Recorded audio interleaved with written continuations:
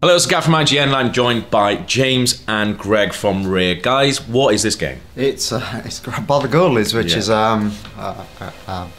it was our take on a fun beat 'em up in a Scooby-Doo-esque haunted house. Okay. Now the rumour because this was my very first game in the industry, and the rumour when I joined the team, you're missing all the hidden gems on those books. Now I was always told when I joined the team that the name came first and the game followed. Yeah, that's absolutely true. It was I think it was a conversation I had with Tim once. It was like, wouldn't it be great if we had a game called By The Ghoulies for I know for whatever reason, and then eventually we did make one. Yes, it was. It's probably the only example I can think where we had a name right from the start, rather than arguing about it or pondering. So yes, and you heard the team singing there at the start of the game. That was all the team. Aww. That worked on the game was singing. We quite like the old Hammer films and the old kind of old horror films where when they were silent and no one spoke, they had those screens that appeared where they'd actually say things. So we kind of took that as an inspiration and mixed it with Scooby-Doo and a bit of Double Dragon Ball, looks of it. Awesome. It actually looks really good, doesn't it? It's all banjo stuff now on the thing. Yeah, it was. At the time we were trying to find a style that was obviously that fitted the game, the cartoon look, but as with a lot of Rare games, we wanted a timeless style, so that's something that wasn't going to age, so you'd look back at it in like a year or 2 years later and it was like, oh okay, that still looks relevant, it still looks current. But even now, all these years later, I think the simplicity of the style and the way things are shaded and the way things are lit, it's aged surprisingly well. I think it's just the general detail in the scene as well.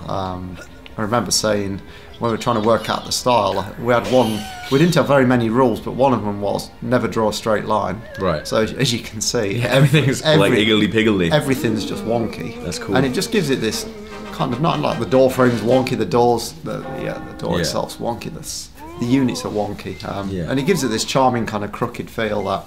This was my first ever contribution to Rare. This was my first ever character that I put into the game. Amazing. So, he's got a soft spot in my heart. Yeah. Still know him as Junior. I think you're still learning. He was supposed to be really capable. He should have killed you by now, but James is still learning his craft. I was trying to kill the zombie somehow. So this is. I know he's gone. Rocket out from Grimm. One of our personal favourites. This is the legendary Embassy. Now, the Embassy was based off of a nightclub in Tamworth. Really? So many of us frequented back in the day. Oh no! What was it called? The Embassy. It was called the Embassy. Yeah, I'm not quite sure what it's turned into now. Yeah, it's gone. They tarted it up and did a revamp on it and tried to make it respectable and failed miserably. That's a good local club name, the Embassy. When I grew up, the club that was by me was called Blisters. Blisters, and it's still called that as well. I know, it's foul, isn't it? Well, there's the chain round by. There used to be one called Liquid. Yeah. Which always sounded a bit suspect. The one that I went to the other day, like in a local place though, in Watford, was called Paparazzi. That was foul. Oh, now there's a beef going on. The zombies miffed with the skeleton. Nice. Of course, people, I know, for some reason at the time said I looked like the main character as if I'd specified that I had to be the main character. Yeah. And I guess my head did look a bit like that, but everyone says, "Oh, that was you, Inter." And it's like, well, no, it's not. It was the green jumper that. It was. I did used to have a jumper a bit like that, but and kind of slightly spiky hair. So everyone said, "Have you put yourself in a game?" Like, well, no, not really. Would you generally do that? No, but I did. I have actually named my son after the character in the game. His middle name is actually. I did not realise. He is.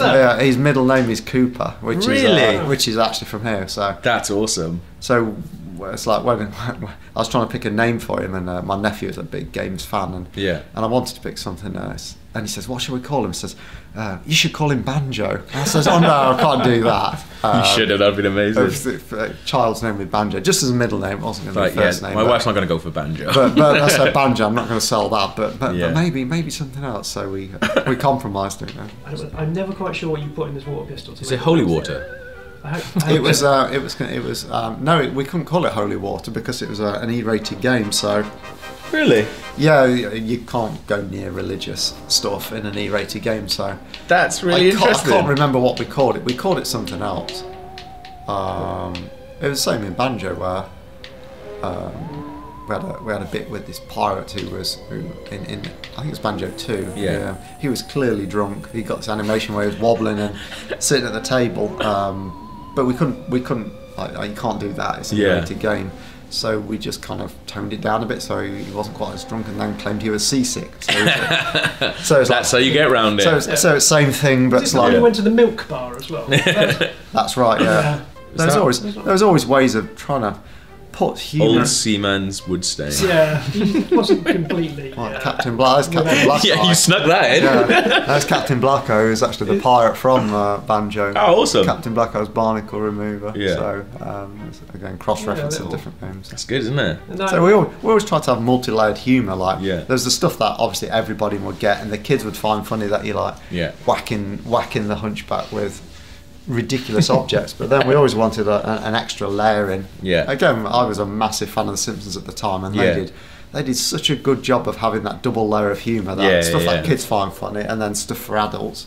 And we were just, well, there's the Medusa, who, as everyone knows, turns you to stone. So There's a zombie doing the David Brent dance as well. It's particularly horrible. What's he dancing for? He's just happy. He's having a good time. Leave him alone. He's all right. There's some little set pieces I absolutely love in this. Do you remember there's some skeletons bending down over a bonfire, basically cooking up some breakfast. Right.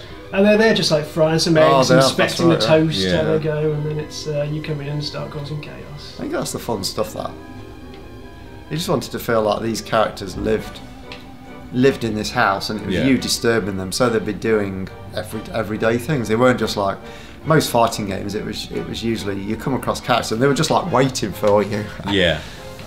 They'd be standing there waiting to attack you, whereas we wanted to make it feel like you were disturbing them, and they'd been doing all this crazy stuff. Can you actually defeat Medusa? Or does she just get annoyed? What, were you getting a head full of snakes there? She's got the evil stare. She'll give you the stare. Go on, get stared at. Did you get the shock? Oh, I think I picked up the power that auto completes. There we go. Oh, there you go. Nice. She's not happy about that. So that was Grabbed by the Ghoulies, just one of the games that you can play on the Rare Replay.